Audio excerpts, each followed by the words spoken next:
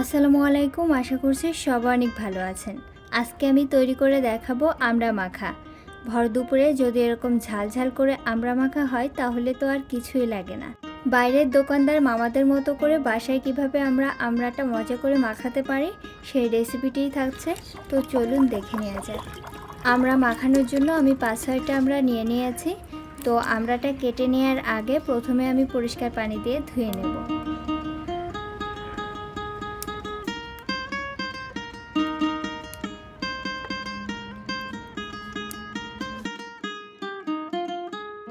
এখন আমড়াগুলো কেটে নেওয়ার পালা। তো প্রথমে আমড়াগুলোর খোসা ছাড়িয়ে নিয়েছি, তারপরে আমার পছন্দ মতো সাইজে কেটে নেব। তো আমড়াগুলো আমি একেবারে বড়ও করব না, ছোটও করব না, মাঝারি সাইজের কুচি কুচি করে কেটে নেব।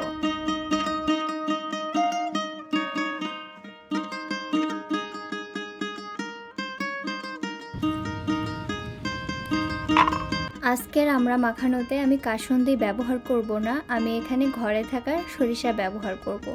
তো এখানে আমি শিলপাটায় বেটে নেওয়ার জন্য 3-4 চামচ সরিষা নিয়ে নিয়েছি আর 2টা কাঁচা ঝাল দিয়ে সরিষাটা বেটে নেব।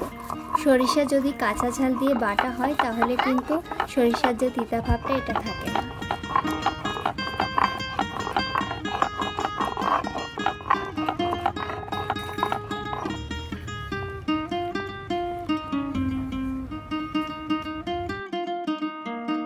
সরিষা বেটে নেওয়ার পর এখন আমড়া মাখানোর পালা। আমড়া কাটার সাইজ দেখে তো নিশ্চয়ই বুঝতে পারছেন, একেবারে ছোট না আবার বড় না।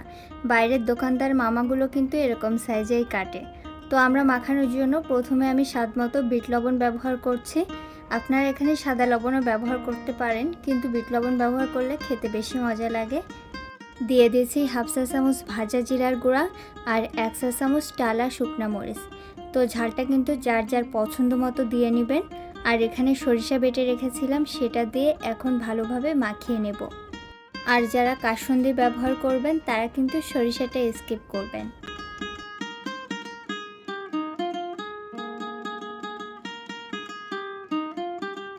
আমরা টেস্ট করে আমার মনে হচ্ছিল লবণটা একটু কম হয়েছে, তো আমি কিন্তু পরে একটু লবণ অ্যাড করেছি।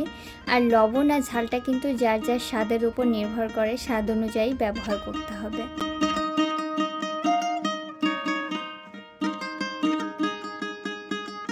এই আমড়া মাখাটাও অনেক বেশি মজার হয়েছিল। তো বাসায় কিন্তু আমরা খুব সহজেই দোকানদার মামাদের মতো করে মজাদার আমড়া মাখাতে পারি। বাসায় এভাবে আমড়া মাখিয়ে খেয়ে দেখবেন, খেতে ভালো লাগবে। আশা করছি আমার আজকের রেসিপি আপনাদের ভালো লেগেছে। ভালো লাগলে আমার চ্যানেলটি সাবস্ক্রাইব করে পাশে থাকবেন। আর কোনো মতামত থাকলে অবশ্যই কমেন্ট সেকশনে জানাবেন। আজকের মতো এখানে বিদায় নিচ্ছি। আল্লাহ হাফেজ।